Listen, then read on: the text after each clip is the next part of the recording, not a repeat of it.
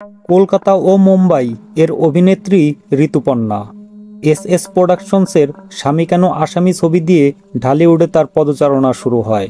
তারপর গত 2 ঈদে মেয়েরাও মানুষ এবং আমি সেই মেয়ে মুক্তি পায়। খোলামেলা দৃশ্যে অভিনয় এবং পারমঙ্গতা দিয়ে তিনি ইতিমধ্যে ঢাকার চলচ্চিত্র দর্শকদের মন জয় করে নিতে সক্ষম হয়েছেন।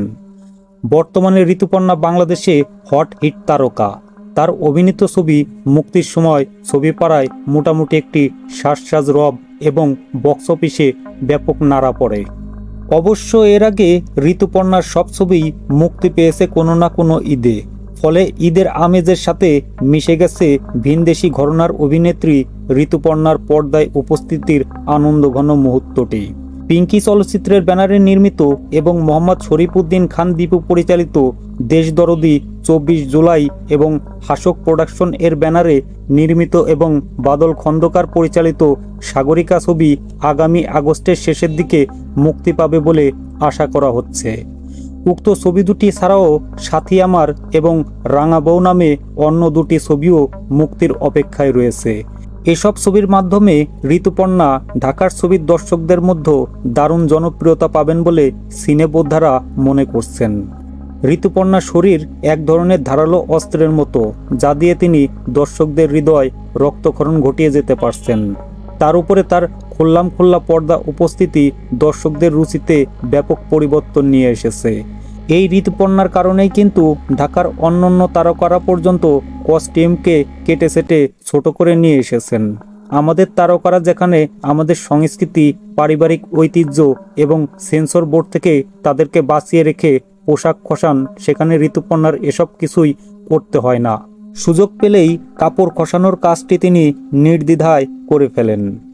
ঋতুপর্ণা ঢাকার ছবিতে যত জনপ্রিয়, কলকাতা, দক্ষিণ ভারত কিংবা মুম্বাইয়ে কিন্তু অতটা জনপ্রিয় নন তিনি। বরং এমনও শোনা গেছে ঢাকার ছবির ব্যস্ততা এবং এখানকার পেপার কাটিং দেখিয়ে তিনি মুম্বাইয়ে ছবি জুটিয়ে থাকেন। সম্প্রতি এক সাংবাদিক সম্মেলনে চলচ্চিত্র প্রযোজক পরিবেশক সমিতির সভাপতি মাসুদ পারভেজ ভারতীয় তারকাদের আমাদের ছবিতে বয়কটের আহ্বান জানিয়েছেন। বয়কটের আহ্বান জানানোর পেছনে তিনি তাদের অত্যাধিক খোলামেলা হয়ে পড়ার বিষয়টিকে গুরুত্ব সহকারে কারণ হিসেবে দেখিয়েছেন। কিছুদিন আগে খবর বেরিয়েছিল ঋতুপর্ণা জিয়া নামে এক চাটগাঁয়া যুবকের প্রেমে হাবুডুবু খাচ্ছেন। ঋতুপর্ণা বুঝেন কখন কি করতে হবে। সেই ক্ষমতা থেকেই কলকাতার পিঙ্গলচোখী একটি মেয়ে, চোখের ধূসরতার কারণে যাকে কেউ আগে ছবিতে নিত না, সেই তিনি কলকাতা, দক্ষিণ ভারত, মলিউড, ঢালিউড সবখানেই এখন ঘুরে কাটছেন মহাসমারোহে। ঋতুর বাবা মা বাঙালি এবং তাদের আদি নিবাস ছিল বাংলাদেশে। তার বাবার বাড়ি ছিল বিক্রমপুর এবং মা মানিকগঞ্জের মেয়ে। ঋতুর জন্ম কলকাতায়। ছোটবেলা থেকেই তার মন ক্রিয়েটিভ কিছু করতে চাইতো, তাই শৈশবে তিনি পেইন্টিং শিখতেন। উড়িষ্যা এবং মণিপুরি নাচে তিনি তামিল নিয়েছেন। স্কুল মাস্টার হবার স্বপ্ন নিয়ে বেড়ে ওঠা এই মেয়েটিকে শেষ পর্যন্ত শরীর দেখানো নায়িকাতে পরিণত হতে হয়েছে। কিভাবে সেটা হলো তিনি নিজেই তার ব্যাখ্যা দিয়েছেন। কলেজ ফাংশনে অংশ নিতে গিয়ে আমি অনেকের চোখে পড়ি। সবাই তখন আমার মধ্যে প্রতিভা খুঁজতে শুরু করেন। অনুরোধ আসতে থাকে নানাজনের কাছ থেকে। সবার অনুরোধে আমি শোবিজে পা রাখার সিদ্ধান্ত নেই। সাদা পায়রা নামে প্রথমে আমি একটি টিভি সিরিয়ালে অভিনয় করি।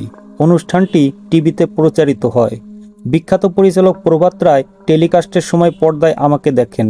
তিনি আমাকে তার পরবর্তী পূর্ণদৈর্ঘ্য ছবি শ্বেত পাথরের থালায় অভিনয় করতে অফার করেন।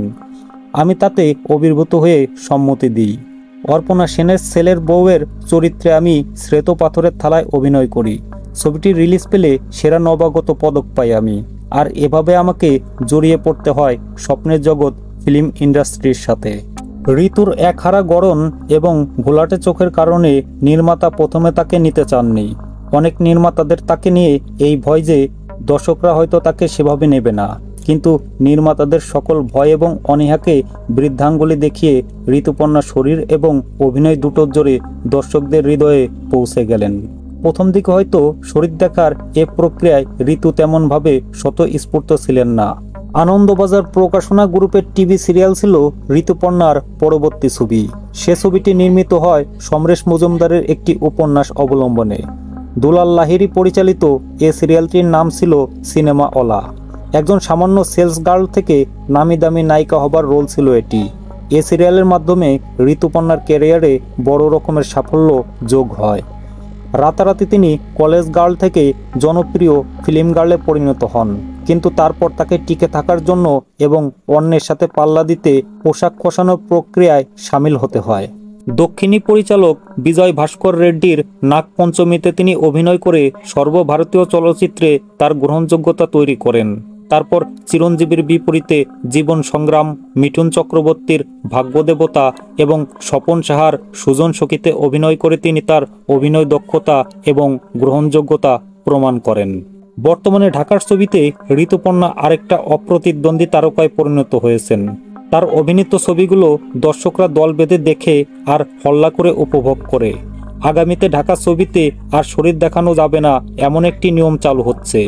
একই সাথে বিদেশি শিল্পীদের অভিনয়ের বিষয়টি নিষিদ্ধ করার আলোচনা চলছে।